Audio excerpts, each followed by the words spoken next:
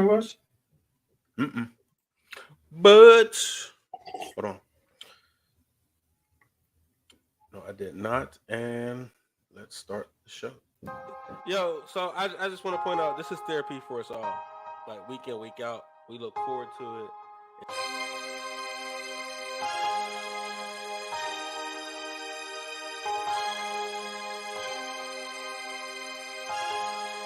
Listen, Fellas, it's gonna be one of them nights. It's gonna be, I'm telling you.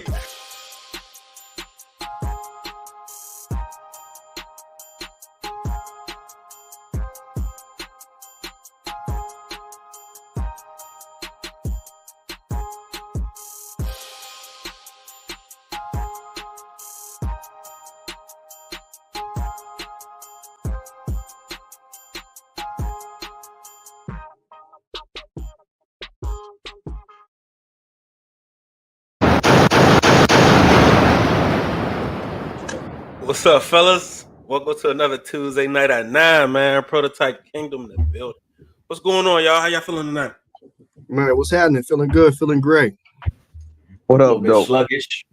I'm A here. little sluggish. You've been working 3 jobs, man, like a slave, like a Jamaican. What is it? Like a Jamaican or something like that, right? Mexican. There's a few of them. There's a few of them, different ones you could say, but I just say I've been working. But yeah, man. Hey, we got an interesting conversation tonight, man. A lot's been going on in the world, and I just want to make sure we give our piece on it, man. This is as far as first thing I want to do, man. How y'all feel about the Matt Canada situation, man? The Steelers finally letting him go. Look, I threw this on just because of that, man. I support this message. Get him out of here. You know what I'm saying? Let's clap it up for the Steelers making a move in the middle of the season, man. Because we already know, like, it was going to be a long way down, dog. Like he was doing terrible, man, and they just wasn't going to let off of him. Yeah, How you feel about it, Hit?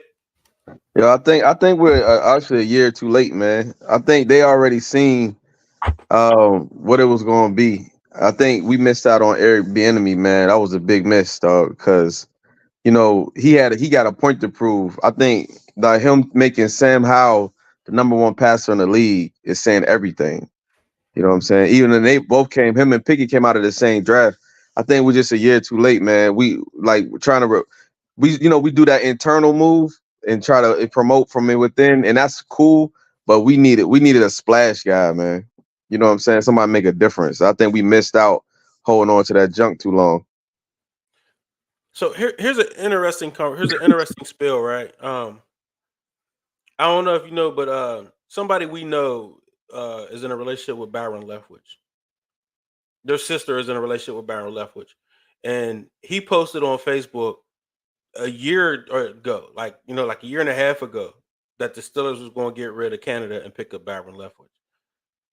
Now I feel some type of way that Ben's coming out talking about, oh, I would like to see Byron Leftwich. Like I seen the play. Dude posted it like a year and a half ago that's what the Steelers was going to do. Now they're going to make it seem like, oh, Ben is smart, intelligent, or something like that. Like he knew what to do. You know how I feel about him, but still, like I just think it's a whole play of things happen. Dirty Mac, and here he comes. He about to Dirty Mac Ben. So I mean, that's what I think. But man, we were struggling, dog. Like, no, I'll say in all seriousness though, shoot, that might be the only play because nobody gonna want that job, man. Kenny Pickett don't look hot right now, so unless they give him some type of assurance that we're able to draft a new quarterback and he's not, this new coordinator isn't tethered to Kenny Pickett, man, we ain't gonna be able to get no splashes. Y'all say, man, like nobody with any sense is gonna take the job. So Byron Leftwich might be our only option. Like, there's a reason why he was in the Heisman conversation in college, man. Like he ain't just gonna be butt. But if they can take Sam Howell, man, and he can lead the league in passing, that show you what scheming and coaching can do for you. I mean, all them dudes are pros; they can play, but it's really about the coach and the scheme. That's what works. And if you look at the situation, man, the dude's been playing extremely uncomfortable. Like he's been looking like really uncomfortable back there. Like he hasn't been trusting his offensive line. He hasn't been trusting the scheme that's going on. And if you look at the Browns game specifically, they were they were missing those pickups in the middle. Like they were in his face so quickly through the middle, like there was just nowhere for him to go. So I think like if you get somebody in there who really understands the NFL offense, you know, and what's going on, like I think that'll really help him out in his development because he needed a little bit more time to really catch up to the quickness of the league, like especially in the AFC North.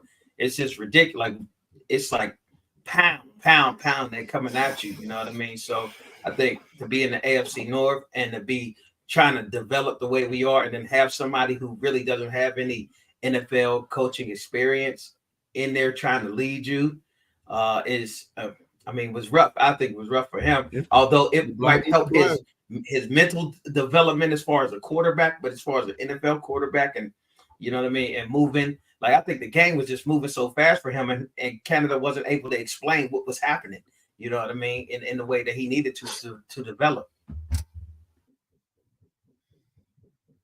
So y'all seen me the one dude that caught my eye, y'all seen me post the one dude Roberts or Elawan Roberts, the linebacker, number 50. Oh, he landed. Landon, yeah.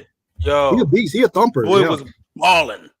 Yeah. No, I didn't realize who. I'm like, who is this dude? Like, you know what I'm saying? Like, he's everywhere. He was all over the field, going nuts, man. It's like he was hard. So, I have high promise for for his play to continue. Like, you know what I'm saying? That's exactly the sideline player we needed to help out our pass rush, man. We got the pass rush. Yo, I would just say about the NFL. We said the AFC North quarterbacks. In the development, like Joe Burrow went to a Super Bowl his second year. I think Lamar won the MVP his third year, something like that. Yeah, second or third. So I mean, Kenny Pickett's in his second year, man, and he's way behind a lot of them dudes, man. You know what I'm saying? He got more talent. Yeah, with he's playing with more talent. Burrow got a lot of talent too. Lamar kind of made it happen. Bro, he stacked that receiver. They stacked too. But we have the talent. It's not like we don't have the talent. It's a lot of high picks that they have on the offensive side. It's just like I said, man. Kenny Pickett gotta make it happen, man. Like at one point, dude, you gotta if you're gonna make it or you not. Like I think they reached for him though. I think they did. I think they got desperate and they was reaching. You know what I mean? He's another Artie Burns. You remember Artie Burns? They reached for Artie. I don't remember this. I know Artie Burns was the first rounder though. Yeah, he was the corner from Miami. Yeah, and we only took him because the corner we wanted wasn't there. They took I think it was Denzel Ward. I think it was somebody they wanted, and they took him right before him, and they reached. And everybody say, "Yo, they reaching to get a corner," because they were desperate for a corner. And I think that's the same situation. They were desperate for a quarterback, and they kind of reached. I don't know if I would do him like Artie Burns, but hey, he looking real Artie though. To throw it off, what do I think about Josh Dobbs at this moment? Like, people are like, oh, we lost Josh Dobbs, or we should have kept him. And I mean, I've never been a fan of Mason Rudolph, but it wasn't like Dobbs was really showing taking real advantage of them opportunities either that he was given here. You know what I'm saying? He had to be a travelman first, I think, before he became who he is. But I mean, who is he now? I mean, he's somebody like getting wins for the Vikings. He's a career backup at best. Okay, congratulations. Fitzmagic, is that what you're saying? This is his start of Fitzmagic. That's it. It's systems, man. He found a system that fits him though. I mean, he kind of found his rhythm, but he got the Vikings system fits. I mean, he's a better player for the Vikings than he was in Arizona, and that was just a few weeks ago. I mean, I think it's just a system. Maybe. I mean, got better weapons. And I think they also they're not. I think oftentimes what happens is, especially when you go to a new team, you don't really have time to learn the whole playbook. And if you get thrown in, they just tell you to go out there and play.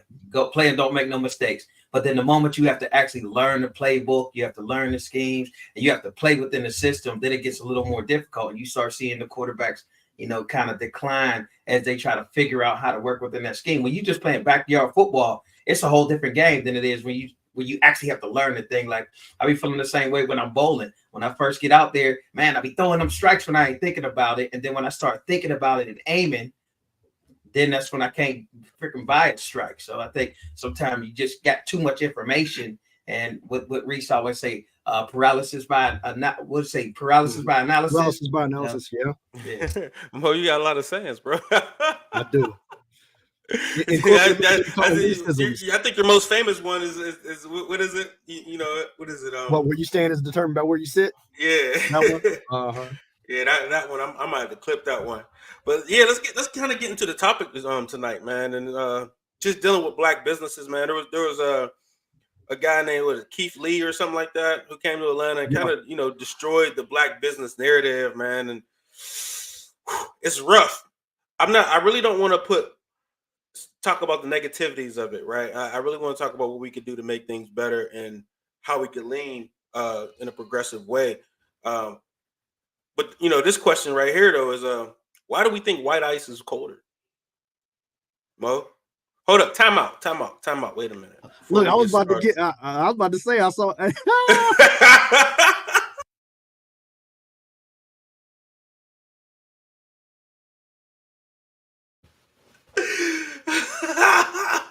Yeah, it didn't even feel right. It didn't even feel right to call you first. What's up, Lee? What you got? Yeah, well, I think it's just I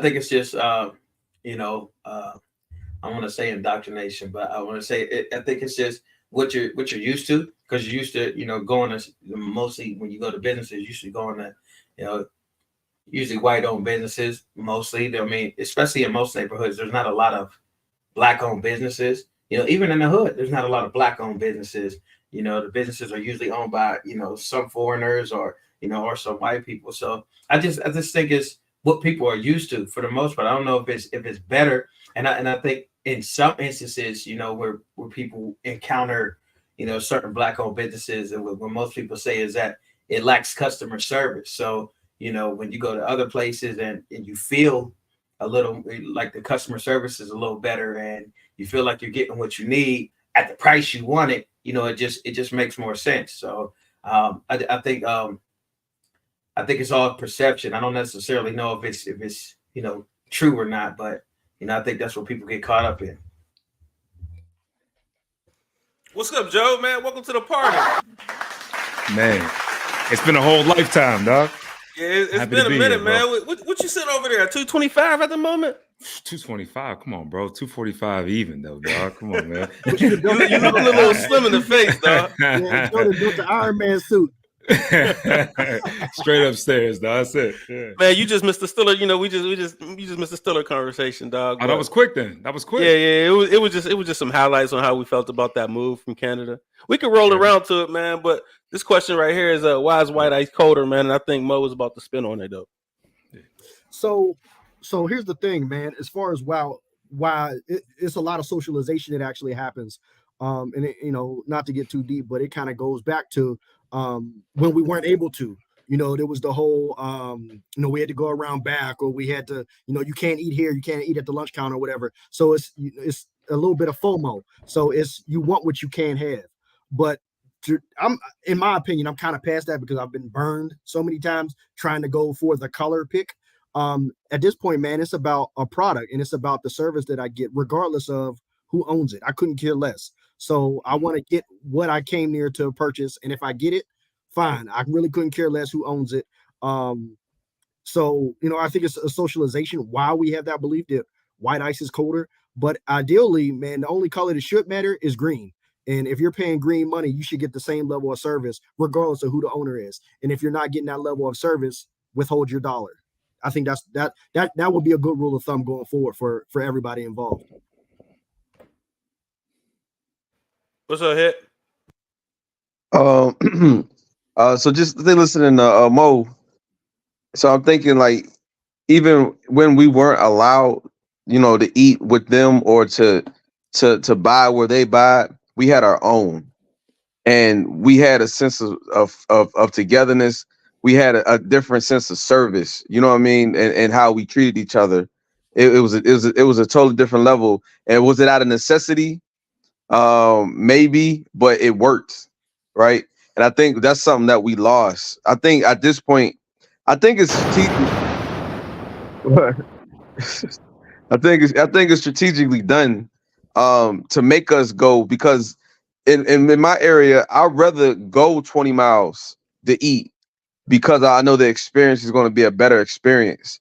But I'm still taking that money away from my community. You know what I'm saying? That money is leaving and it's going elsewhere. So I think that's a difficulty. But I think in a way it was strategically done.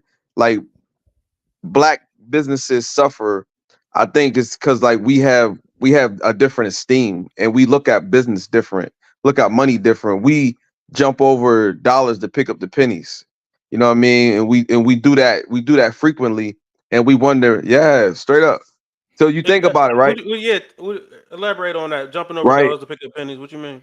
So we missed the long money that we go to get the short buck, right? So we lose customers, right? Trying to prove the point. Like, if somebody want to take something back, like if you go to other stores and they want to take it back, we'll argue about it. But most big stores will be like, give it back to me, because I know this little hit I take for this $100, you're gonna come back and spend 2,000.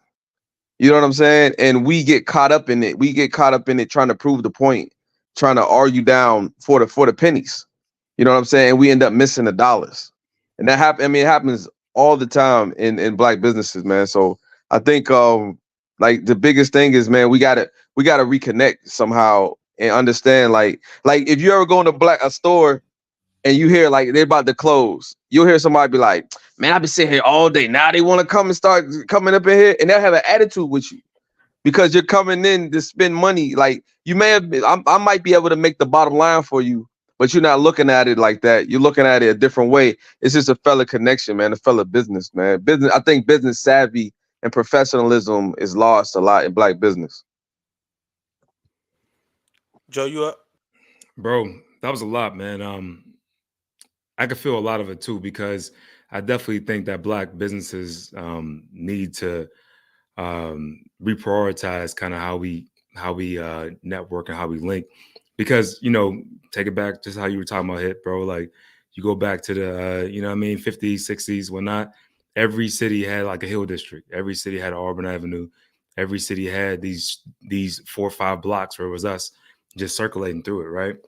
And and if you look at most other races, that's a part of what happened. At least at the actual foundational level, until they kind of evolve out. And but when I think about business too, though, and the businesses that are willing to take the hits are normally publicly traded companies.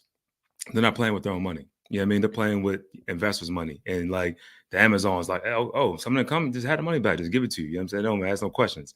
And I think that we got to try to reprioritize from the inside out and educate the actual like community too of like what we're trying to do.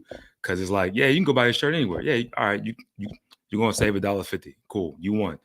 But it's bigger than that though, right? Like, you know what I mean? And people that are on your team also got to feel that. Like, you know what I mean? And if they don't really understand that the value of what we're up to is bigger than us just trying to get by for the day, then Cats is missing it. Because I think that back then they understood that because they had to. It was out of necessity. You really couldn't buy nowhere else. You know what I'm saying? Like you didn't have options to go try to think about how you can try to save it. You know what I mean? $1 or $2, whatever it was. Now I think it's got to be different priorities, and definitely got to have that long game. So yeah. Man, I like what you said there as far as we lost the sense of each other. You know what I'm saying? When the whole integration thing hit, I think we did get used to being shopping at these white stores or whatever, and having a certain level of service, whether it be bad or good or whatever. But I think the key is like Joe said, they're not even playing with their money.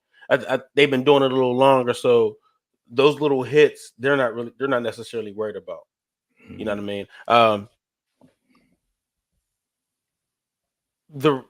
I want to say like the restaurant experience with the black community is definitely on the negative side, and that's one of those things where you be like, dang man, like I'll go out my way to, you know what I'm saying, to come to this restaurant, but even still we'll get treated differently, like going to our own. You know what I'm saying? So like I think other communities That's the can come, problem. yeah, like That's the other problem. communities can come to our store and get better treatment. I remember it, I went to I don't think it's not open anymore, but Gladys Knights, Oh right? yeah. I came in and I was on a date, and we came in like from like a ballet concert or something. So we had on a suit and like you know what I'm saying. And the service was like blah, right? And then a table of another group came in of another culture. They got the special of the day. They got their drinks on time. Like you know what I'm saying. Me and Gurley sitting here like yo like we're actually the good ones. Like you know what I'm saying. So it's like even in the situation where we think that like how we're representing should be handled a certain way. I know when I go to other establishments, the way I look, the way I dress, or whatever, they give you the utmost respect because it's really like Mo said, more about the green than it is about Yeah. the idea of they're not tipping anyway. You know what I'm saying? So Hey, so when I go back, all right, I know you said about the trading, but I give you an example even in my when I was doing training, right? And you'll have people who would like say they would miss the session, right? And they'll come and be like, and you're supposed to pay, right? Because you still had you was blocked off, you missed it. And they will come and be like, man, I didn't remember booking it, or they will give you something. They're trying to play the game, right? Like because you don't want to pay. But I wouldn't even argue with them because I understood it was a long term in it. I said, you know what? All right, hey, don't worry, we had a misunderstanding. Just come here, let's do this, and let's keep going. Because I don't want to get caught up in like trying to recover this money. I want the long term bread, right? So I think sometimes it's just like I said, man. I don't know how it happened, but black people get emotionally tied to the jobs or the business. Like it becomes like a personal attack when something happens instead of just focusing on the business aspect of it. Yo, man, I got some thoughts on it, but like, why do you think that is though? Especially like service-based businesses, like not to put the products, but the service-based. Why y'all think that? Like, yeah, I don't know. He's in that business. What could you say about it?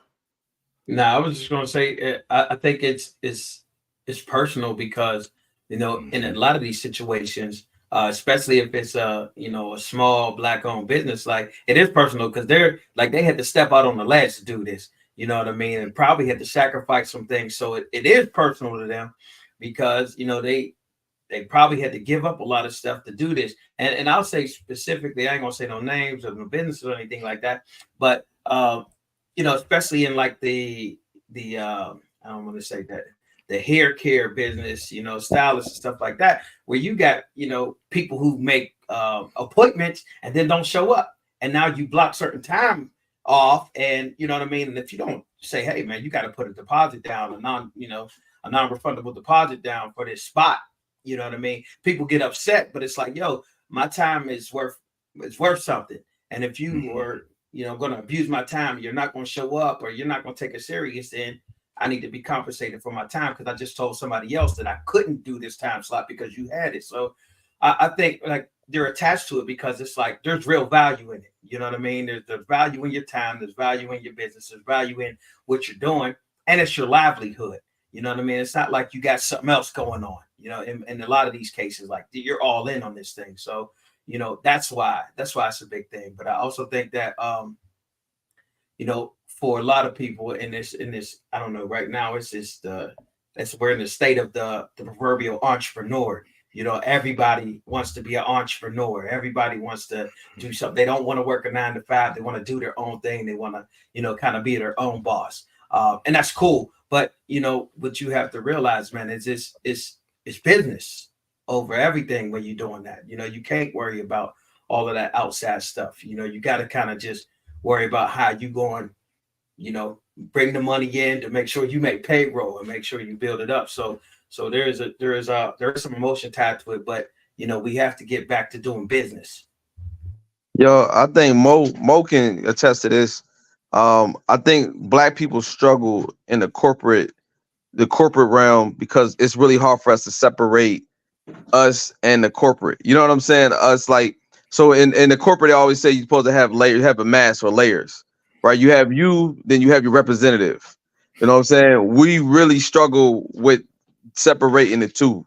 You know what I mean? We're always putting ourselves, like our real selves, in it when we should really be showing a representative. And I think that's where sometimes we get it mixed up. We don't understand how to have that separation between business and yourself. So I kind of No, want to he's say the next 100% right. question because we're going that way anyway. So I just want to put the next question out there. What's the proper way to deal with bad experiences? You know, when we come encounter black businesses.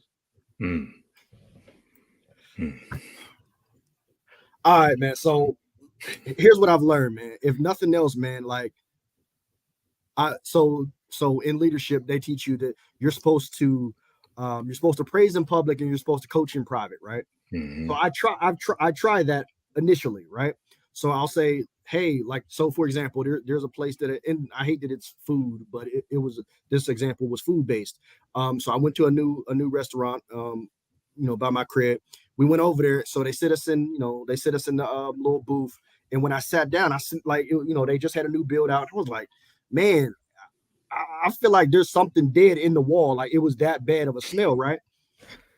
And I was like, hey, like, instead of going live, I literally, all I did is I called my waiter over and I was like, hey, would it be possible for us to get another booth? Because I think something's going on in the wall. You might want to check it out. I don't smell nothing. I'm like, sir, I'm telling you, something's here.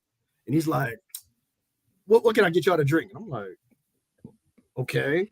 So long story short, so they kind of did that or whatever. And then what ended up happening, it just so happens that the owner of the establishment came in. And when this owner came in, they they're just greeting, they're shaking hands, kissing babies or whatever. I'm the boss around here or whatever, right? And I was like, hey, have a seat. I was like, I'm gonna try this a little different. And I was like, hey, we just sat down. I'm pretty sure there's something you got going on in the wall. And I felt like I had to give my credentials for her to even take it, the request or the complaint is valid. And I'm like, hey, I'm in real estate. Hey, I've done build outs. I was like, you got something in your wall here. And obviously I'm dressed like this. I'm not suited and booted. And she's like, there was pushback initially. I said, before you go there, I said, hey, why don't we switch seats and you sit closest to the wall? So we get up and we swap. And she sat down and she said, oh my God, hey, I'll comp your food. I was like, that's not the point. I want you to win. So that's how I handle it. I coach in private. And so, yeah, I coach in private and I praise in public. And the fact that she was like, oh, well, let me move y'all or whatever. That's how I should handle it. Because for me, like Hit said, in corporate America, I always said, literally, there's no place for black on black crime in corporate America. We're fighting enough. We don't need to be fighting each other. So that's the last place you need to be, having crabs in a barrel type mentality. So that's how I handle it. Now, granted, after I gave you that olive branch of my brother, let me help you. I'm a very good wordsmith too. I can turn into a Karen and I can yelp something pretty good too. So, but yeah, I at least give them the olive branch initially to try to help them, and I try to push them in a way to win. But after that, business is business. I mean, bro, like, I feel like they gotta want it though. Like, you know what I mean? Like, you know what I mean? Like, they gotta want to be better in business. You know what I mean? Because like I be talking to certain people mainly about sales and marketing, and it's like, man, like, if you don't want to get better, I mean, that's cool. You can stay where you're at. If you're comfortable there, that's great. Like, win that way. You know what I mean? Like, if you win it, then that's cool. But if you want to get better, then you ought to take this, advice or at least hear it, and then you can throw it away if it, you know what I mean? If it don't make sense for you. But I think that a lot of times in black business, and this is what I was thinking about earlier with the whole service-based thing, is that a lot of times we're like hiring cats onto our actual business who either don't align with our actual vision, or the vision isn't big enough to actually carry mad cats with you. So like cats, 9 times out of 10, if I do something, I'll probably hit up Kev like, Kev, I got a spot. You know what I'm saying? I want to do something with this. But Kev might be like, yo, that don't make sense for me. Like, I'm not even trying to do this type of lifestyle. If I don't really try to like get that out proper and like, and really have that good convo with him, Kev's going to be disgruntled. You know what I mean? Just pretty much showing up for work. And that's what plays out, I think, a lot of times. Instead of finding that, like trying to find the actual right cats for that spot, we're just trying to find people to kind of fill the spot instead of trying to get the right people in there that's really going to try to push it forward. And so, yeah, man, I mean, like, proper ways that cats got to be open to hearing that actual feedback, whatever it is. If they don't want it, then, I mean, I don't got time to kind of give it either. But, yeah. Yo, that man just dropped a bomb, son. For sure. That was knowledge, man. That man just dropped one, man. Get that man a bomb. So that man dropped one.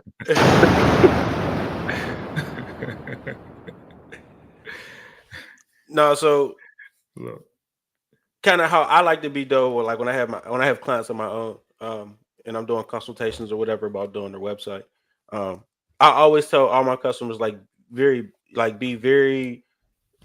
be very picky with me. Be scrutinizing as you can. I want the feedback. I want to get better. You know what I'm saying? If you think you're bothering me, you're not. I want you to be so like critique everything. You know what I'm saying? I might be annoyed. I might get annoyed, but I don't care. You know what I'm saying? Because my main goal was to get a customer what they want so they can be as happy as they can. So how I necessarily do, I would deal with a business the same way Mo kind of explained it, like kind of coaching private. I understand that a lot of people ain't trying to hear this XYZ, blah, blah, blah, blah, and there's a lot of pushback on even trying to relay a message that way. You know what I'm saying? But you try to in the most effective way. I think you need a skill set of like some I think I want to use like empathy maybe, but you need some way to relay that message in a compassionate way. You know what I'm saying? To where they don't feel attacked or they don't feel you're trying to get over. You know what I'm saying? Actually, I actually feel that if you have a bad experience at some other non-corporate establishments, you know what I'm saying? Like I don't know if I told you the story, Mo, about when I was in Savannah. I went to this Mexican restaurant. That was right across from my corporate apartment. I know the owner of it. That's why I was like, it was the Mexican bad spot, service. right? It was trash, and I was like, "Hey, this is wrong. That's wrong. No, blah blah blah blah." Like they gave me all the feedback, and then looked at me and was like, "Yeah, I think you're just trying to get your food free." I'm like, "No, that's not my thing." They was like, "Well, I think you do this all the time." So you know what I'm saying? So it's not just a black thing. Yeah, it's not a black thing. You know what I'm saying? Like bad service is not. It's definitely not a black thing. You know what I mean? Just professionalism. Yeah. Yeah, it is really. We just. I think we try to hone it in and try to like, oh, I'm a bad black, and then when we get there, it's like I'm used to like that's not what it is. Yeah. So I like I said, I kind of I want to go with the Mo thing, right? Like kind of coach them up in private if they're open to it. If not, then you try your best to kind of understand the environment to not come in and be the trouble. You know what I mean? No, I think Joe said it the best. You gotta have you have to be open to the fact that these may not be the people that's running it. It may be somebody they're employing and that doesn't have the same vision as the owner. So you don't want to penalize the owner or penalize, the establishment for a bad experience with that person. You know what I mean? Because they're representative of the company. That's not the company, right? And in certain instances. But I think we will walk away from a black business faster and less likely to give it a second chance because it is a black business. But again, I think that's that emotional part that's tied into it. Like, damn, you gonna do me like that? We supposed to be brothers. You know what I'm saying? I think like I just had experience in this vegan spot, and the guy like they kept. I ordered online, and then people that's in line is getting their stuff before me, and I'm like, yo, but I just had a conversation with him, like, hey man, da da da. And after the conversation, when he'll see me, he'll come back and check with me, like, yo man, you got your stuff, you good? Because you know what I'm saying, I gave him that feedback, like, hey, I like y'all, which I like the product, but the service ain't good. You know what I'm saying? So I think if we just I think we do that to our own people in different situations, our brothers, our sisters, cousins. If something happened, we just quick to cut somebody off without having that conversation and having that understanding. You know what I'm saying? We quick to hit that eject button, man. I think that's something that we need to fix as people, business and personally. So keep in mind, man, people bring their prejudice with them to work. So you got to keep that in mind as well. But the one thing that I will push back on is as far as you can't hold the owner responsible for somebody they hired. yeah, they're the representative for that company. The same way that like we're like Chick-fil-A is dope because they have great customer service. Like it's because of that representative. So it goes the same way. So if you are a bad representation of that business, sorry, owner, you with P&L responsibility, you got to feel this pain. Train, But yo, train them up or do them better. we talk about it. We had a couple conversations about it, about everybody can go with you. And I think we try to bring people with us. You know what I mean? The people that in smaller businesses, they're not going to Indeed. They're hiring people that they know that they're trying to help and they want them to come up. They're just not sharing the same vision. And I think that's when we got to make that disconnect. I'm gonna go on a limb and say that's part of it, but a lot of it is they trying to save money. They're trying to save a buck more than they're trying to help. Because if they were paying the exact same wages, like I remember I used to have this conversation with my employees all the time. Mr. Mo Better, you should get us more money. And I was like, if I were to get a better wage, it's not that you're going to work better. I'm gonna now have a bigger pool of better qualified applicants. I was like, because you are who you are, because I get you $5 more an hour, you're not going to work better.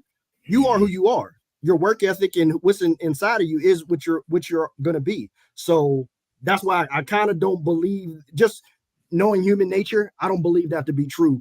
It's not that they're trying to help people. I don't want to necessarily call that like that, because sometimes we're so used to getting bad things that we don't care for them. Some people will get a good thing and treat that thing completely different. You know what I'm saying? Like you can have a hoopty and you know what I mean, you treat it however you want. But when you get that luxury, that first luxury joint, you're not missing any oil changes. You're making sure you're taking it back to the dealership. Like you're spending everything you can, or you're treating that thing like gold. You know what I'm saying? But I don't say it's because you had hoopties, but you've had other cars that you did not treat like that. You know what I'm saying? So that's definitely a thing that happens. Like if I had an opportunity that I could appreciate, then maybe I might act a little different. That's an interesting take. And the reason, so that's inconsistent with human nature. But the thing that I would think about, if I can't trust you with something small, what in my mind would tell me that if we scaled up, I can trust you with something bigger? That's just not the way sense. my mind works. That's not the way I understand my mind works, though. You're making good sense. I'm just saying there is that slight caveat that some people do treat the right opportunity with respect, honor, whatever. You know what I'm saying? Like you ain't the same girl that's from the hood. Like, you know what I'm saying? Like you meet a chick from, I don't know, Fox Shop or I don't know, wherever, and let's say she got a good background, and you don't treat every girl the same. Well, that goes back to what we talked about previously. We were talking about the dude with the fancy car, or the dude with the money that leaves with his money. That's because he's getting something he feels he doesn't deserve. So that's why he acts. He gives his representative and not who he is. But that's the same Willie Lynch, right? So the same Chick-fil-A person that's making the same whatever they're making Chick-fil-A will treat Chick-fil-A, because Chick-fil-A is a shiny car. They're going to treat that different. They're going to behave different. They're going to act different. But when they go to my startup, right, you're going to treat it like it's the hoopty. You know what I'm saying? And because you don't value it the same, because it looks like the people who has it look like you, they act like you, they talk like you. So that's really what we're talking about, the mentality and how we view what we have. Like, because it's ours, we don't value it the same as we value Chick-fil-A. So, and I think that speaks to the ownership. That's the culture. So you have to have the same level of accountability that Chick-fil-A has. But that's the person, though. That's part of the problem. Still, that's but that's part of the though. problem. So if you don't have the accountability, if you're not going, if there's no consequences to your bad actions, they're going to keep doing it. But I get it. But that level of accountability, be like, hey, well, you got to go, because you're putting a black eye on the brand. But I guess the point is, why do we think like that, though? Why is it that way? Why do we value theirs, but we look at ours and we don't look at it or treat it the same? It ain't the Lexus, right? You know what I'm saying? We look at ours, it's the Camry. But you know what I'm saying? Shout out to Wayne. It's because we see ourselves through our oppressor's eyes. Facts. That's why. Shout out to Wayne. I want to kind of dig into this next question, though. I mean, along the same lines, though. Why when we shop with the Black community, why is our products more expensive? Like, what is going on with that? What's the thinking? Distribution and supply chain and raw resource. We don't have the straight connects to the plug, basically. And I want, before we get too far into this, I do want to say, like, this isn't a bad session on Black business, because I kind of saw that in the thing. Like, this is more of a small business problem than a black business problem. It's just that we happen to be melanated, and so that's our direct experience. So this isn't us bashing black businesses. Just FYI, because I saw somebody say something around that within the comments. You skipped me. And generally, I think people just jumping in. But go ahead. Generally, you know what I mean? I would be okay with that. nah, I'm just playing. But yeah, man, I think it's just one of those things, man, where you where you just look at it differently. Like like you said, what Wayne said, you kind of looking at it through the oppressor's eyes. I think, when we look at, black businesses, when we look at other businesses, it's just I think it's a level of familiarity, you know what I mean, where you go in and you think it's, oh, this is my brother, so you kind of you're just talking on that comfortable level, or you're acting on that comfortable level, and you're not acting like you would act, or you're not acting with that representative that you would act if somebody else came in here that you're not as comfortable with, because you don't feel comfortable with them, or you feel like you have to act in that certain way. So I think that's a lot of the issue. But then also I think that when you talk about why it's priced more, Mo hit on it, but I think it's also because even with businesses where they're producing things, like they can't really, because they're smaller businesses, and it's not necessarily these black businesses, but because they're smaller businesses, they can't really tap into economies of scale. Like they can't buy large amounts and kind of spread it out over different locations and different things like that. So they have to just buy what they're able to produce and sell right now. And typically you have to pay more for those products when you're buying, in that smaller amount rather than when you're buying in bulk. So, that kind of passes on in the price and in the cost of doing business, and that cost get passed on to us. So typically if you have a larger business where you have maybe like 3, 4, 5, 10 locations, you could buy larger amounts of stuff, because typically in those businesses you're using the same items. So now you could buy it in bulk, and you can tap into economies of scale and be able to price it accordingly. When you have that smaller amount, you're buying it at a higher amount, a higher dollar amount. So now you have to pass that dollar amount on to your consumer. So I like both. I like your takes on that, man. Because my thinking was we was trying to get reparations. Like that's how we were getting our reparations, man. And I'm like, dang, like why every time you shop black, man, the prices it has a 15% hike on it than anywhere else. And you want to support your own, you know what I mean? And people be trying to do their thing with with the clothing lines and stuff like that. But you know what I mean? You try to buy a black pair, a black designer shoes, and it costs $350. You know what I'm saying? Or something you can go somewhere else, and you get them same Nikes for for the regular $150. You know what I'm saying? And it's nothing really special or different about the shoe other than you're supporting your black, the black, but it gets expensive. You know what I mean? I'm like, dang, why does this have to be so much more? Like, come on, so much more out of my pocket. You know what I mean? Like, I think I tried to buy a hat from somebody, and it was like $40 for like a mesh hat. And I'm like, sheesh, like, I mean, I wasn't expecting to like do that, but okay, I didn't argue. I'm not going to argue nobody's price. I'm gonna just go ahead and pay it. One time though, Or right? not. I mean, but it's one time. Yeah, it's one We're not. time. Mm-hmm. It is the one time. I'm not coming back at that point, and I guess that's the failure in it, because now you don't have a repeat customer, because like you can get me once and I'll pay that fine. Man, I wish I had that clip from Charleston White, where he was talking about the difference between like black clubs and white clubs, and he was like, the white clubs.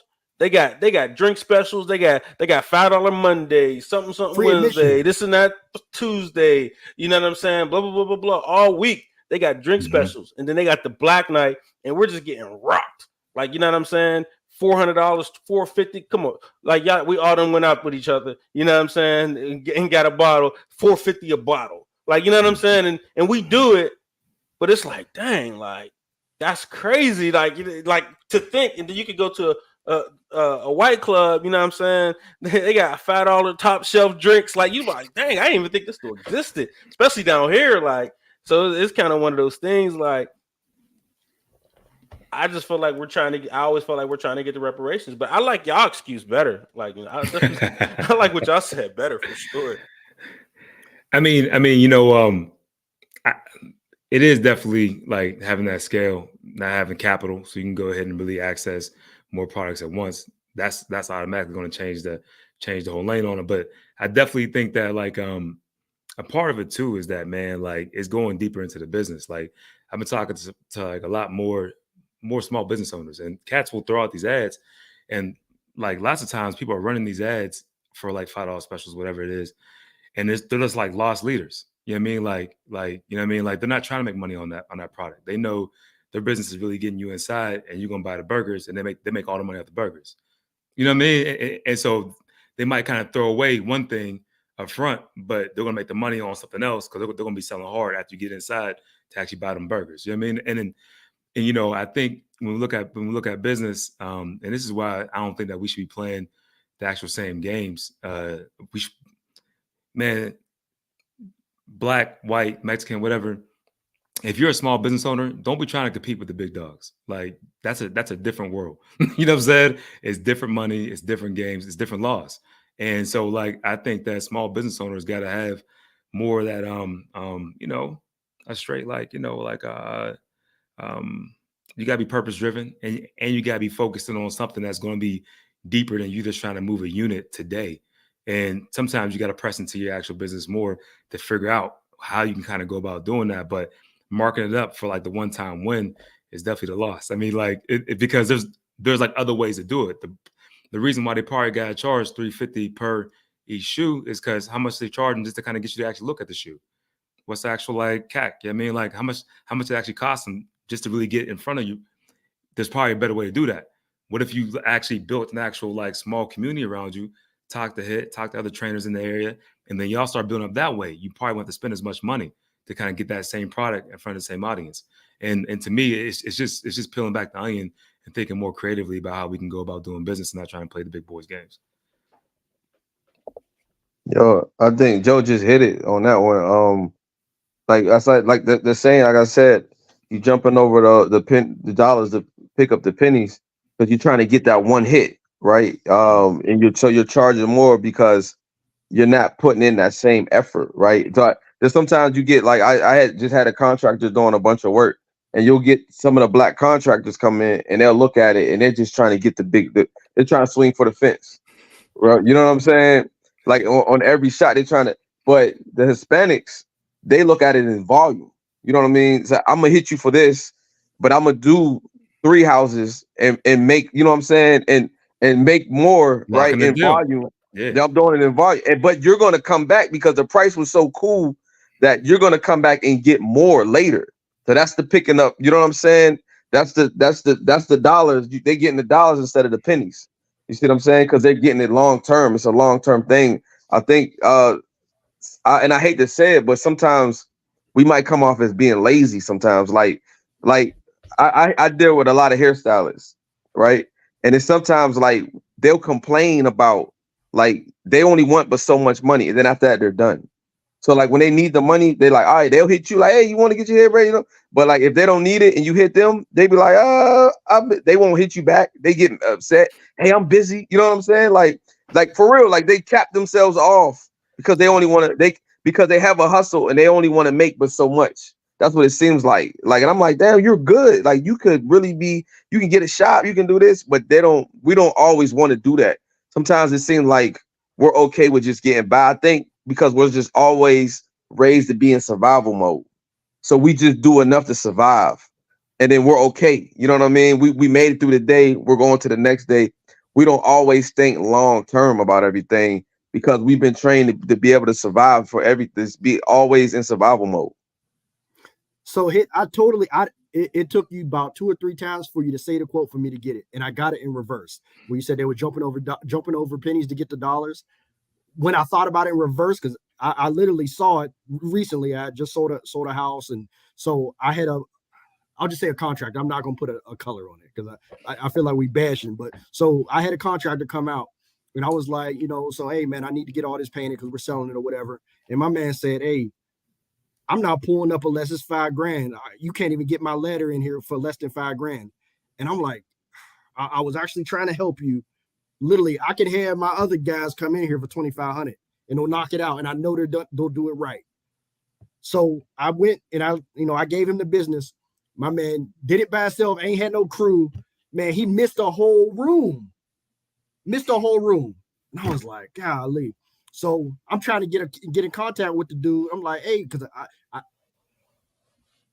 I'm getting worked up. So literally what ended up happening, I ended up having to go back to the other crew of folks. They came and just did the whole thing over for $2,500, knocked it out. So not only did they do that, they came and did my house. So instead of them jumping over pennies to get the dollar, they're picking up every penny, and it equals $1. So that's how that quote resonated with me. Is they're picking up every penny, and it equals $1 versus you're saying the other group is jumping over these pennies to get to $1. But I was able to visualize it once I personalized it. So I totally get it. I think that's a dope quote. So the next topic I kind of want to jump into is still along these lines, man. And I'm not fooled, and it kind of irks me that they think that the rest of us are just stupid. But is supporting black celebrities' businesses, is that still is that still supporting black? Is that still buying black? You know what I mean? How do y'all feel about buying the title? I don't think that's a thing anymore, right? Title, you know what I'm saying? But buying the title, buying the Ciroc, buying, you know what I mean? Because they get the black face, like the effing vodka, like, you know what I'm saying, or the FUBU. You know what I'm saying? How do y'all feel about famous black product? I want to take FUBU out of that, actually, but because I think that's a little bit more real, but I might be wrong. But y'all understand where I'm going with this. Leifer, you not Skip. Let's go. I don't know where you're going with this, but I want to qualify it so I can make sure I got the right thing, because FUBU will probably be the better thing, the better brand, because we know for sure it is black owned, black produced and everything. Now, when you talk about Tidal and Ciroc and these other things, I'm not sure if they are totally black owned. Like, even though there are people who are the faces of these companies that look like us, I don't know how much of it is 100% owned by them.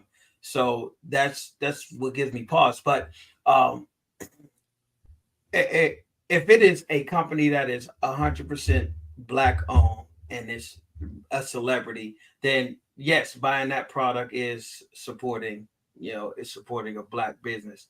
But if it's not, and they're just a spokesperson or a figurehead, kind of like Jared on Subway, you know what I mean? Then that's like, so no, it's not. Prime example, we had the mogul conversation. Buying Shaq's products, right? Buying Papa John's, out of the million things he endorses, right?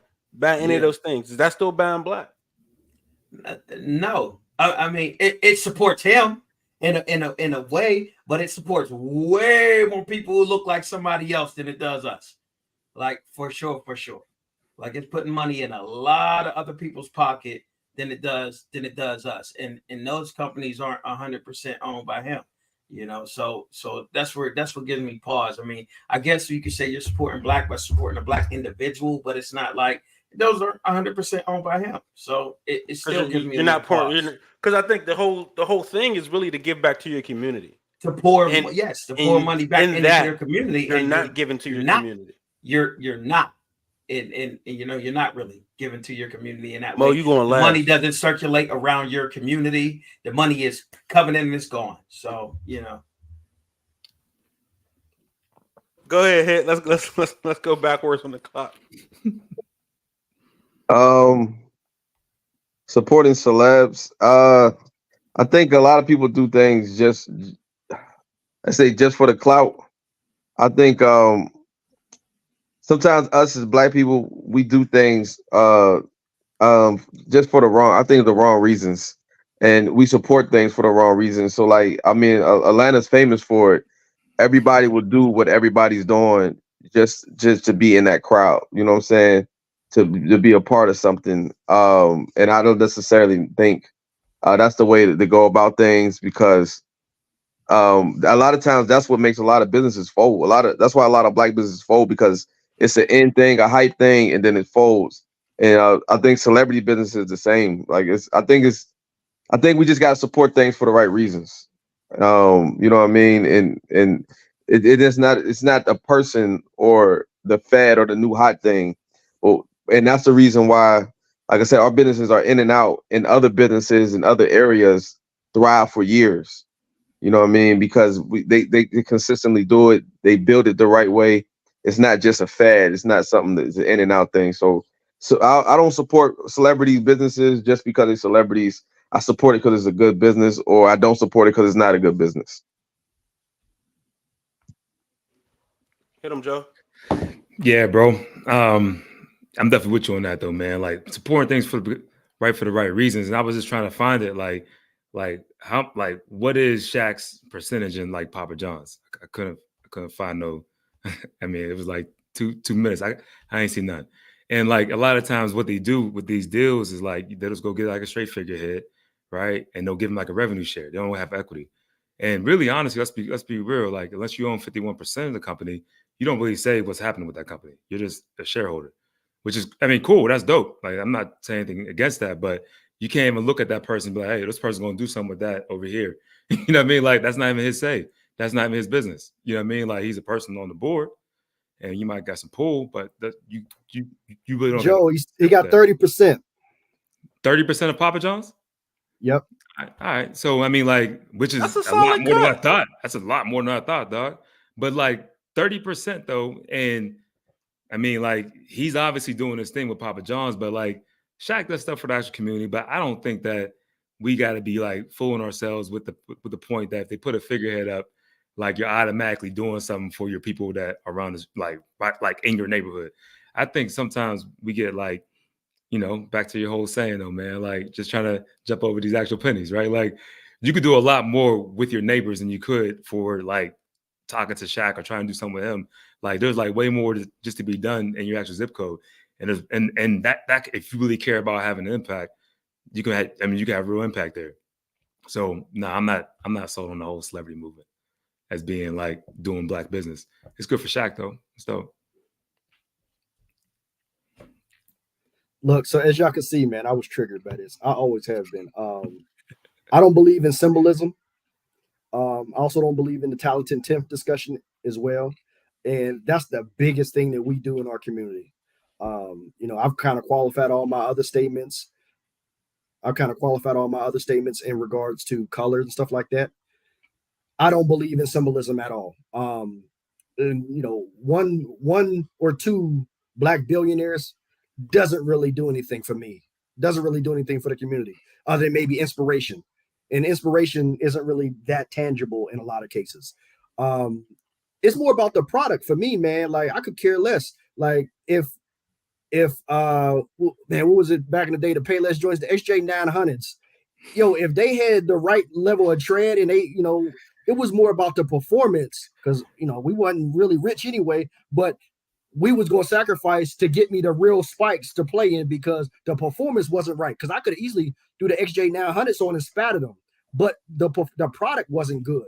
So I mean, even if Shaq was to support that and he was to be the guy, I couldn't do it because it was bad performance. So I don't believe in it. And then there's the opposite play that goes on when he mentioned title, where, hey, you doing it for the culture, invest with me, buy mine or whatever. And then he goes and he gets all y'all and he looks like he has the influence of the people and then he sells it to the white man. I don't believe in that either. I think that's kind of grifter as well. But with that being said, man, just be competitive in the marketplace and let the performance sort itself out. I hate that we do, and it's the same way with politics, the whole identity politics. I think at the end of the day, the performance of the product should speak for itself. And that speaks to the whole Diddy thing. I remember for years, I had no idea that Diddy had no stake in Ciroc. He literally was a highly paid spokesperson. I had no idea. Now, we thought it was his, right? Yeah. Now, granted, I was never buying it because of Diddy. Listen, as somebody who went to school in West Virginia, I remember we was buying Ciroc because it was cheap. I had no idea that one day it was going to be top shelf. It was actually the bottom shelf liquor at the time. I remember it. So, but yeah, I mean, it's just one of those things where, you know, you're fooling yourself and you're falling for the banana in the tailpipe if you're buying it just because some celebrity is endorsing it, because that doesn't make the performance any better, and it truly doesn't make it. Hey, when's the last time you saw Louis Vuitton go and put Shaq on it? Like, the product is quality, and it doesn't go on sale because you don't have to. So keep that in mind whenever you're spending your money. Isn't Uber black owned per se? I want to say. Yeah, I didn't know that. I thought Nas wasn't Nas and somebody. It's some other. I It's think the dude team that of created They were Uber- angel investors, but I don't think they own it. Like, No. they weren't the first. Yeah, no, I I'm don't not think they saying. own I'm it, not. though, right? I want to say a black dude came up with the tech behind Uber. Came up with that whole. I want to say, but Well, I don't doubt that. my argument was, it's never. I've never heard Uber say I'm a black business. If that's true, never. Like, you understand what I'm saying? And it's the product. The product stands on its own, where you don't have to necessarily push. Oh, hey, I'm a black business. I'm a good business. Hey, I'm black.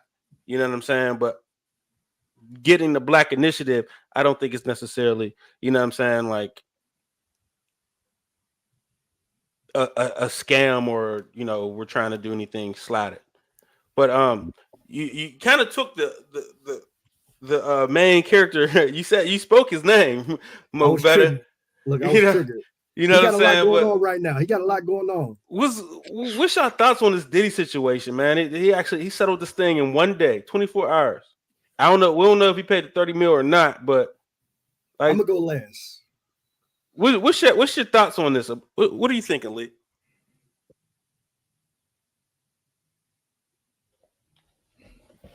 My bad, I missed the question because I was over here trying to find the black genius who was behind the algorithms for Uber, Uber, Instagram, and something else. And it was a 21-year-old black guy. Wow. I was trying to get his name, but then you called my name and that messed me up. But what was the question? My bad. What's your thoughts on Diddy? Oh man, I don't have no thoughts on dude, man. I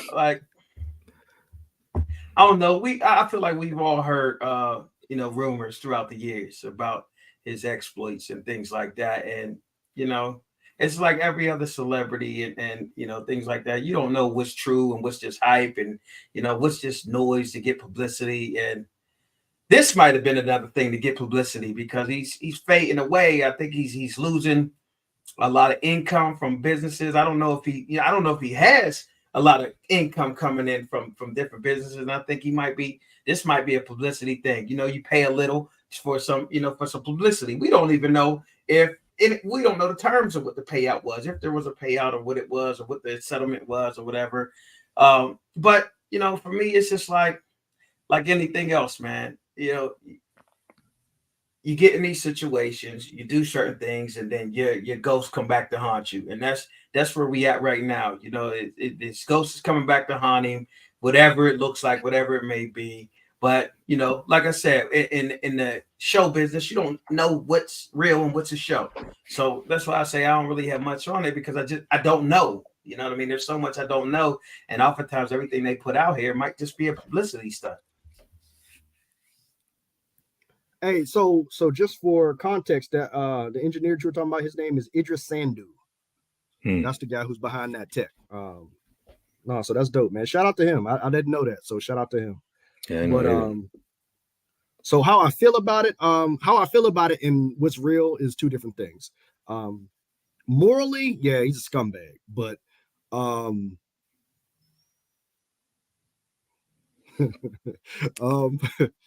at times, at times. But as far as like I said, morally, yeah, he's a scumbag. But that's the thing, man. When you have everything at your disposal, man, what they say, ultimate power corrupts ultimately. So it's one of those things. Now, the issue that I have with the actual situation at hand is I don't believe that you should be able to take consent away retroactively. That's the problem that I have with it. I can guarantee you he spent 30 million because that's what they were suing for. He probably spent more than that. It cost him 30 million. But in my opinion, I feel a little dirty about it because Like, so okay, so and because I actually read the suit, and it was saying like it wasn't that he physically took anything from anybody. It was because he used his power and influence, and that's how he coerced them into doing things that they didn't want to do. So me being a businessman, I'm like, okay, well, let's do the net of it. So you're saying that I owe you 30 million because of my power and influence coerced you into doing things. What about the stuff that I actually did in your favor because of my power and influence? It's net. Why don't we call it even and you go away and I never have to hear it from you again?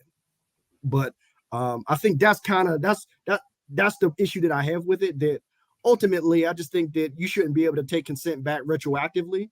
But if you actually are taking something from a woman or something like that, civil suit ain't the point at this juncture. Like, we should be talking about trial. You should be getting locked away.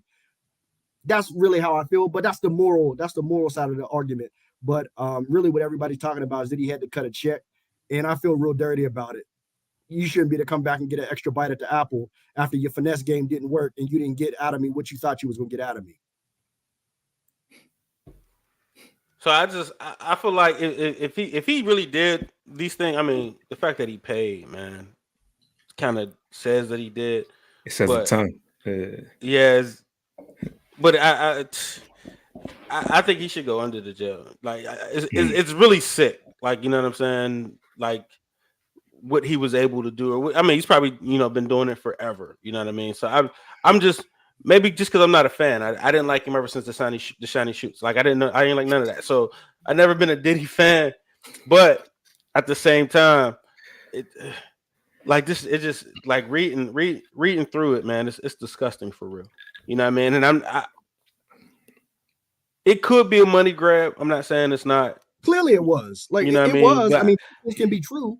At the same time, I just don't. It could be a scumbag and it could be a money grab. Yeah, two things can be true. Right, like, you know what I'm saying, like both things can be true, you know what I'm saying. But I think a further investigation should definitely go, move forward, because dudes. That's not even what she wanted, though. She didn't even want him to go to jail. She just wanted her bread. So I'm gonna tell you the truth, yo. If R. Kelly didn't go broke, right, or if Diddy was broke, he would be R. Kelly right now. He'll be getting R. Kelly. Because the problem with R. Kelly was he could no longer financially support. You know what I mean? Yeah, you know what I'm saying? What was going on around him. Like, he could. So it's showing you that this is something that happens all the time in this industry. We always hear these things about the industry and people go in the industry to get turned out. And this is not normal in the industry, obviously, because there's multiple people. I mean, let's look at Will Smith got stuff falling out of the closet, literally. You know what I'm saying? He's coming out of the closet, literally, dog. Like, you know what I mean? This is real. So it's like it's almost normal at this point. It's normalized. Like, yo, these dudes is into some wild stuff. The thing is now that it's so much media and it's so much coverage and it's so accessible that now you're hearing more and more about it. But in the 70s, Bill Cosby was going crazy. You know what I'm saying? He was going crazy. I'm still not a fan of the Bill Cosby thing, son, dog. Like, son, it's been happening. This showing you, like, yo, this is a part of the industry. If you're around the industry, if you're hanging around there, you know this is happening. It's going to probably happen. You're there to make it happen. And the point is, when the money get low, then that's when it all starts coming out. You see what I'm saying? So here's a little bit of context that I want everybody to think about. So people are kind of condemning Diddy for settling so quickly. I mean, he did what he did, and he knows, only them. Well, I can say just them two, but the people that were involved know what happened. But so let's say he doesn't, and he tries to fight to clear his name, and then the whole Deshaun Watson thing happens. Like, I mean, like, it's a lose-lose situation. Like, he was fighting to clear his name, and he took a hit from it. He got pushed out of the league for a year, a season or two, and at the end of it, he still ended up having to cut a check. So to make it go away, man, sometimes you just got to cut the check and just cut your losses and move on, and allow yourself to keep doing what it is that you do to be great. So, like, I don't see it as an admission of guilt, or I don't see it as whatever. I mean, sometimes it's the best course of action. But he did it. Definitely. Deshaun I mean, Deshaun did it, but I'm saying we Deshaun don't know ain't if do it. Diddy did it. We- They know what they Diddy did. might have did. I don't think Deshaun did it, man. Like We that's don't know Man, what anybody no, did. son. We don't know what 26 No, anybody you see come the on, selective dog. outrage. like the We don't Bill know what Cosby, anybody did. Deshaun. I'm not falling for them two, but the We Diddy don't know thing, what anybody did. Why? Oh, Diddy, because you don't Selective like Diddy? outrage. Because you it don't like gotta him. be. I don't know. That's what. But Bill Cosby, they did him wrong, man. I think Because they he did was him doing it, wrong, man. man. Yo, son, they all we 'Cause it get. just They don't. get It it don't in, add son. up with Bill, man. It don't add up. It just don't add up. The Diddy thing adds up. It makes perfect sense. But Deshaun Hey don't add Joe, up. this Dwight Howard selective don't add up. outrage I deal with. I don't know nothing about Dwight Howard other than you know what I mean. Dwight Howard, Same. if you, I don't, depending on what you're talking about, yeah, add up. But Deshaun, that don't really add up. Because for me, it's like I think about it. What would I do if I had that money, that status, that power, and I wouldn't be making decisions like that. You know what I'm saying? So as far as Bill, like the chicks wasn't even attractive. Like you know what I mean? So it's just like, oh my gosh, like in the Deshaun thing, like They it's so wasn't easy. attracted in the Bill was in 70s. Houston. In the It's 70s. so easy for him to just make it like a quick little, hey man, he could have went to anywhere, any one of those spots and be like, hey, I need somebody to, you know what I mean, come give me a massage tonight, and you know what it's hitting for. Like it was too easy for that to happen. So it just don't make sense. Now the Diddy Okay. thing makes sense. But you got to think about this, right? When you get a certain level of power, like your mindset change, like it just turns you to a different person. Money doesn't change you; it just makes you more of who you were before you had it. So a lot of these dudes get ego tripped. You got to remember they get ego. So like Antonio Brown was getting the painting done, and he did some old freaky stuff to the painter. You know what I'm saying? You don't remember that happening? Like it's obvious this happens though. Son, it happens all the time. Yo, like they dudes just be on it, man. Because you got money, you used to people bowing down, doing what you want to do. You know what I'm saying? And you get like sometimes it's not even about the act, it's about being supreme. Like, you know what I'm saying? That taking control. I'm somebody with power. Yo, Bill Cosby, son, like all them people, man, let's be real, man. Watching all them people, let's be real. That's how I Hey feel, man, dog. That's how I gotta feel, come up man. with something because y'all dudes don't be wanting to keep it real on this joint sometimes, man. Y'all be wanting to hide under the blanket, man. I'm getting tired. This is the second week in a row that y'all dudes don't want to keep it real, son. Keep it real. Nah, I just ain't willing to throw somebody under the blanket because a bunch of people, like to me, if a bunch of people sit in the corner and they create a bunch of lies about you, and then they decide to come out and say all those lies, that doesn't make it the truth. You know what I mean? So for me, I just need a little more information before I condemn somebody, because it's easy to condemn somebody in the public eye based on information that they'll never get close to.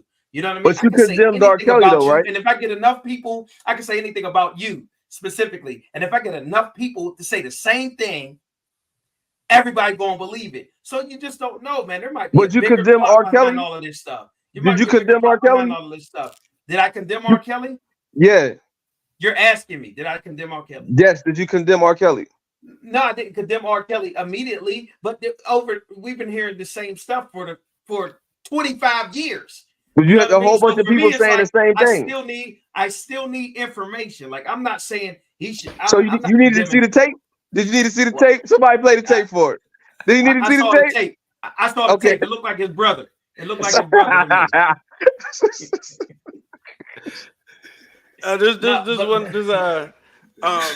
There's a movie I kind of want to touch on. I think we're about to do like it might be a thing we add to the channel, like Prototype Kingdom movie reviews. You know what I'm saying? We might do that on Fridays or something like that. I don't know if we're bored or something. It is wintertime, so we don't got nothing else to do. But I want to talk about a little bit of did anybody see the Tyler Perry documentary? Nah. Look, so right, so I seen it and I was just like, Tyler Perry, I'm not watching it. And then Mo was like, hey, watch this, and I was just like, all right.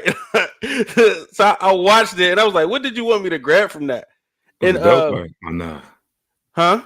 I mean, was it fire? Or, I mean, like, was it good? This Was is it like worth it? this is a document. This is life story, man. And, okay, watered down. And you don't like Puff Daddy? I mean, I ain't say I was a Tyler. You know, I'm not. I mean, I don't got nothing against Tyler Perry, but you know, it is what it is with that guy. But here's the thing, though. They're the same. He just got money, son, but it'll come out on him. Do you too want to later. express this, Mo, or do you want me to kind of, you know what I'm saying? So I'm not sure where you're going with it. So you You know where I'm going with it. You know where I'm going. Go ahead and so it's kind of like so throughout the movie, there was a common theme throughout the movie that my mama was, I wanted to provide for my mama this, my mama that, my mama everything, and then but my dad was mean. My dad, I don't, abused me. My dad used to beat on my mom. You know what I'm saying? Like completely throwing the dad under the bus, right?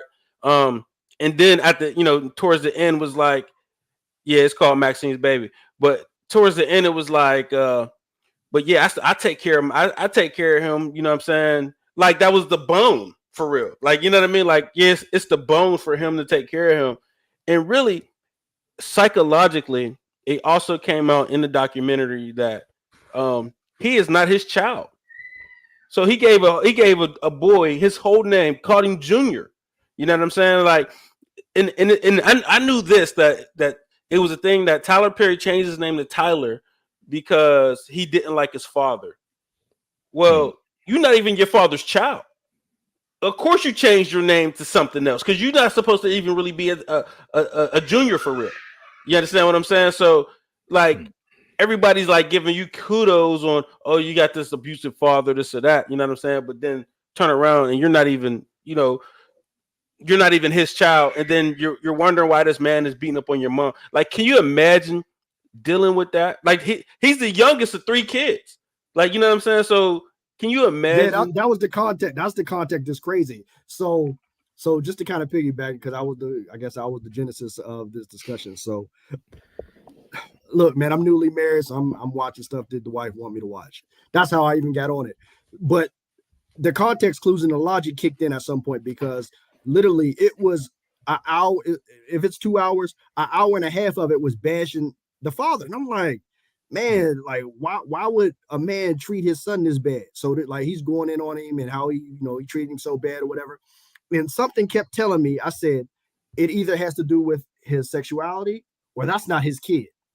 And it came out later that, oh, well, actually, he's not his biological father. And then later on, it came out that it's not like, oh, that was the first baby that his mom had, and then the father came into play. They were married. The father was married to the wife. They had 2 kids, and then this other kid who ended up being Tyler Perry was born, and he always had this thought that, hey, this ain't my kid. And I didn't, he got a 3rd grade education. He's a carpenter, and he's working his hands to the bone every day, and he has to come home and see, his wife's infidelity. So obviously, I'm not saying that justifies it, but the root cause is important. You know what I mean? Like, we just made him out to be this monster and villainized him, and like, oh, well, this man, he persevered in spite of his father. Like, this man still took care of him, but there was that, and I think that's a big thing in our community, that mama was beyond reproach. We couldn't say anything bad about mama, and not that he was anything bad. We couldn't say the truth. I mean, think about it. Tyler Perry's like 6'4". The daddy was what, like 5'9", and light skin with green eyes or whatever. Like I was wondering where it was coming from. Like, yeah, like it didn't pass the test. Like, it was like, wait a minute, like, yeah, this Junior. No, this ain't Junior. So, but that was just one of the things that kind of really stood out to me, that in our community, sometimes we don't want to tell the truth. Like when they say, y'all want to keep it real. They ain't want to keep it real, son. They ain't want to keep it real, man. I'm telling you, it was a whole lot of male bashing. And I was like, there's more to this story that they're just not, they wanted to be vulnerable, but only with certain parts of the story. It was interesting. Man, that dude is the greatest male basher of all time, man. But now, straight up, but now I see the origin of it. So you telling me, like, I look, I'm saying, listen to that. And I could imagine my man coming home every day looking at this child like, this dirty B. You know what I'm saying? Wait, come, Pucker. You know what I'm saying? Like, yo, and I can see now, I understand why, you know what I'm saying? He just demonizes men every single chance he gets. I thought it was just a ploy just to get, to get the woman dollar. But yo, it's deep rooted, man. I appreciate that, man. Now I don't gotta watch it. You know what I'm saying? I could just definitely see, what you guys thought about it, man. But I ain't gonna lie, yo. If I come home looking at my son, and then he's like 6'4", I'm like, damn, I'm thinking, he go, you know what I'm saying? He gonna do this, he gonna do that.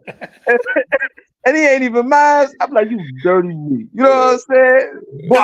They was talking about the daddy, always stopping at, before he got home from work, he would get a six Get a pack. 6-pack. Oh, yeah. Of course. Think Yeah, about yeah. what He you was would have to self-medicating. go through Yeah, he was to self-medicating to live go with home that. with that. Just reminded, just looking at her. Because, dude had to be about 6'4", 6'5", too. He probably like, he stretched you out. Oh, you dirty bitch. You know what I'm saying? Oh, man, that's crazy, man. I appreciate that, man. Thank you, Hey, guys, for that, Draymond man. Green, yo, that's a tech. You fouled out. Get him out of here.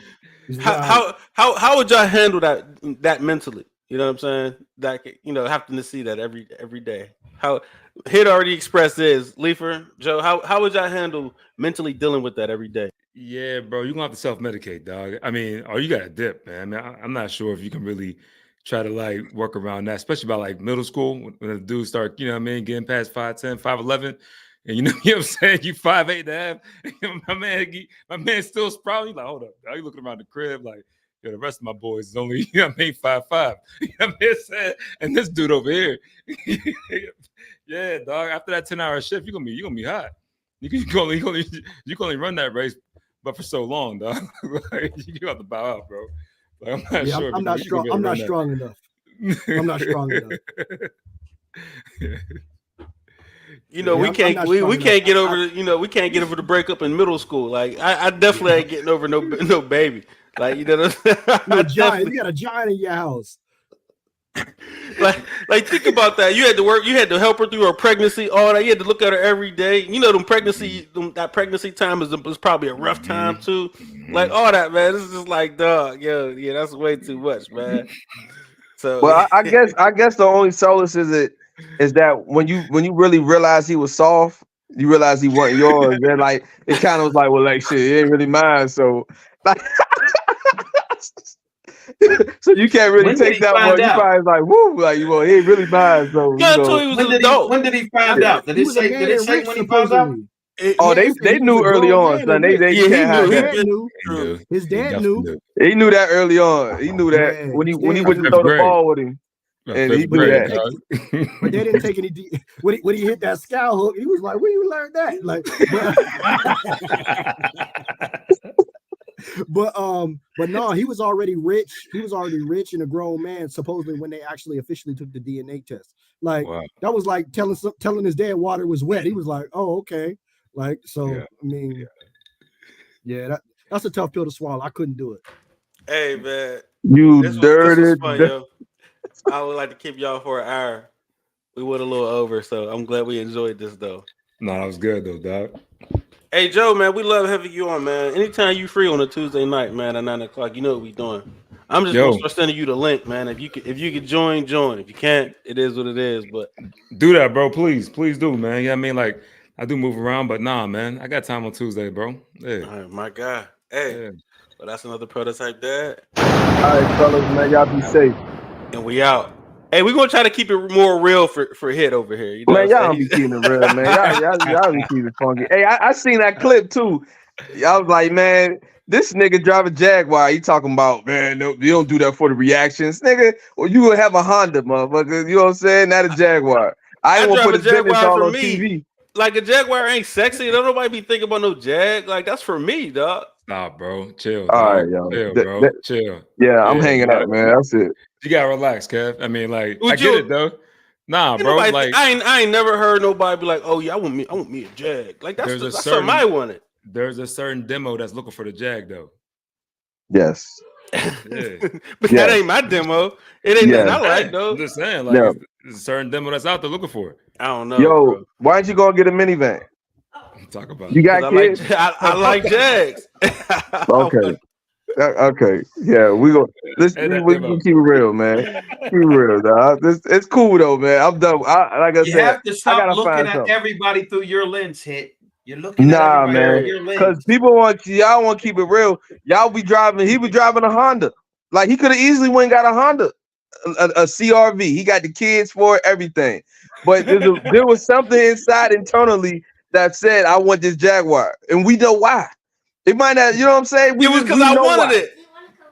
Okay. Why? For a reaction. No, because I always liked the car. It was for me. Okay. I got you. All right. So, hey man, that was another prototype All right. dead or prototype I kingdom, man. drive a Denali. Yes, you do. And I bought it for the hoes. I would keep it real, son. You know,